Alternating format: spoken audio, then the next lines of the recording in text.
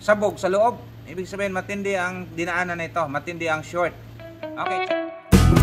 Gagawin tayo, shout out sa lahat ng nagpapa-shout out, hindi ko na kayo may isa-isa.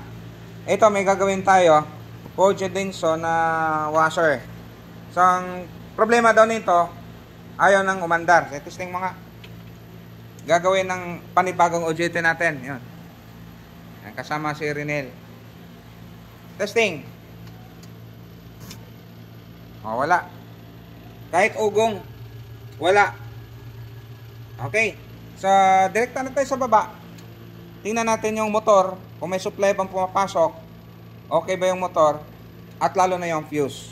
Okay, so buksan natin. Okay. So, ayan na. Nakalkal na nila. Okay, tingnan nga yung fuse. Tingnan natin kung buhay ba. Wala mo ng tester. Check mo na yung fuse. Makikita mo kung may tama wala. Oh.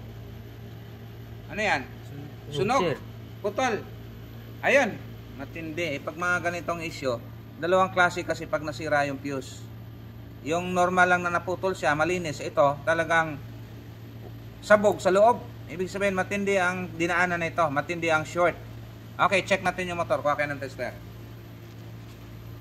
Okay, tingnan natin. To. Kung napansin nyo to, may diagram yun. Ito yung motor. Yung black, yun yung common. So, ang gagawin natin dyan, dapat ang reading nitong black doon sa magkabilang yellow ay pantay. Halimbawa, ang black natin ay may reading na 20 papunta doon sa kabilang yellow. Dapat sa kabila, 20 rin. Yellow to yellow, dapat may 40. O, yan yung gagawin natin. Yun, o. Okay, ito siya. To. Ito yung common. Ayan. Tapos, dalawang yellow. Black. Ayan. Black to yellow. Tester. Tusok. Yan. Tapos connect doon sa isang yellow. Kung makita. Ayan. May reading? May reading? Wala. O, lipat sa kabila. May reading? Meron ang taas ng reading. So hindi yan normal. Ibig sabihin sira ang motor niyan. So kalasin natin yung motor, buksan natin, tanggalin natin lahat dyan. Tapos check natin kung ano nangyayari sa motor. Okay? Yung bago? Bago? Okay. Ano bang common nito? Black. Yan, black, red, yellow. So black yung common. So yung auxiliary natin ay yellow.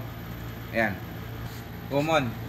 So, anong reading na mabasa dyan? Halimbawa, ayan, ang reading natin ay 50 ohms. Sa kabila, dapat 50 rin. Diba? Parehas.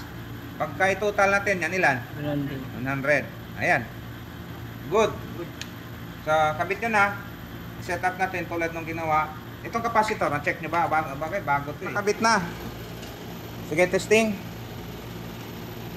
No. Yun. Back to life na naman. Oh, ayos.